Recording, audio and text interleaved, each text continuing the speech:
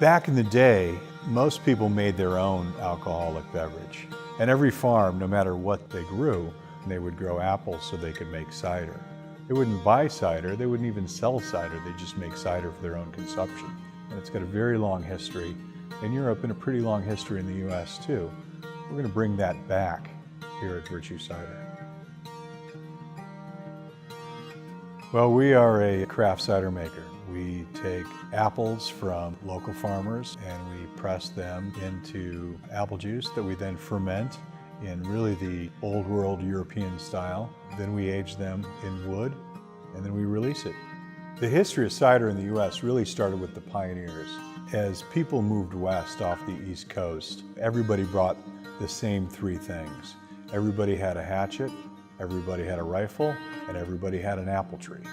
They made cider because, number one, they wanted something to enjoy at the end of a hard day's work, but also they needed something safe to drink. In the 20th century, as commercial brewing got bigger, cider making became less important at the home because you could go buy your beer, buy your whiskey or wine. FENNVILLE, Michigan has got a long history of being part of what they used to call the fruit belt because they grew so much fruit here. And a lot of that fruit was grown for the Chicago market. The southwest of Michigan, because it's right off the coast of Lake Michigan, it really has a climate very similar to southwest England. It's right on the coast, it gets a lot of rain, and the apple trees love it. People want to know where their food comes from. Right now there are cider makers making cider with local fruit in at least 20 states, and that's pretty cool. We're big fans of Carlo Petrini and Slow Food and his design of a food system that's good, clean, and fair. We like focusing on a product that's very clean to make. The apple is so easy to grow and is so drought resistant. You don't need to water it, you don't need to plant it year after year. It cleans the air, it holds the soil tight, it's great harbor for beneficial insects. Fair has to do with the farmer. We want to support local farmers. We're going to grow some apples here, but we're always going to buy most of our apples from local family farmers, guys who have been in this for 3, 4, 5 generations growing fruit. 40 years ago, there were 4,000 farms growing apples in the state of Michigan. Now we're down to about 1,100. We want to keep it over 1,000. And to do that, they have to have a crop that they can sell and make money and take care of their family. We want to come in and buy apples not at market price, but above market price.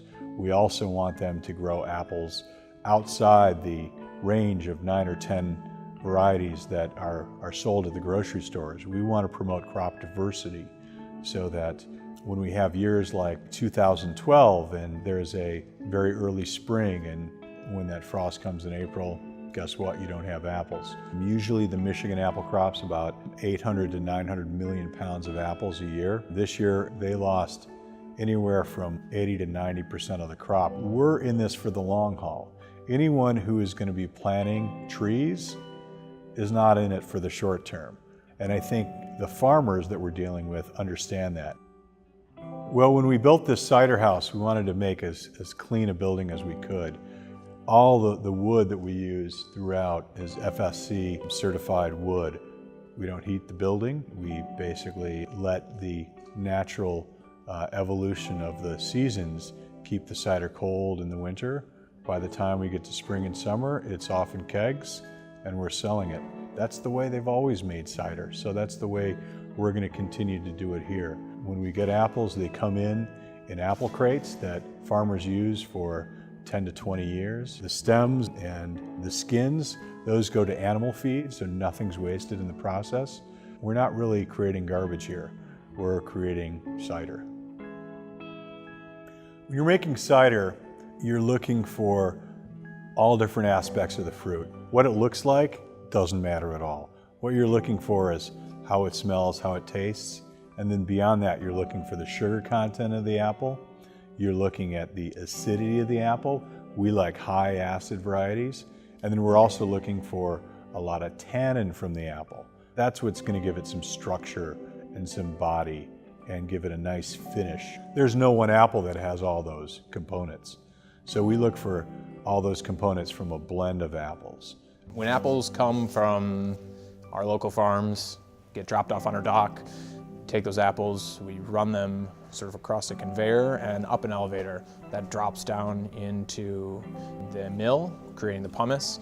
We take the pumice and we pump it across into the press. At that point, we press those apples and the juice drops out. We pump that juice over into the tanks. Once the juice is in the tank, we let it settle and we'll pitch yeast. We use all kinds of different yeast here. And it's one of the things that makes Virtue and the ciders that we're producing unique. Sometimes the fermentation is going to be completed in stainless, but we actually have some stuff we're working on right now that we put directly into barrels after pressing, and we're going to let those spontaneously ferment.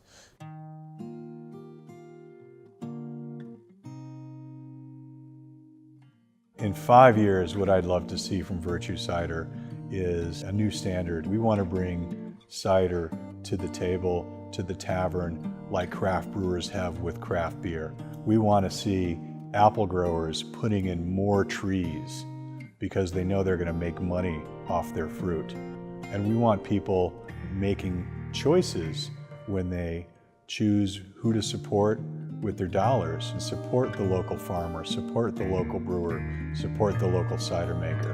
And then we want to help the community here in FENNVILLE by being a successful business that brings people to the region. We can turn Southwest Michigan, we can turn the fruit belt into the Napa Valley of the cider world.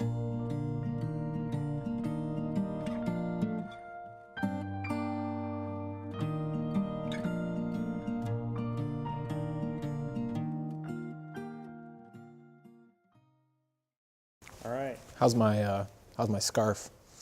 Is it? I wish I was this guy. I'm Ryan Burke. Was that good?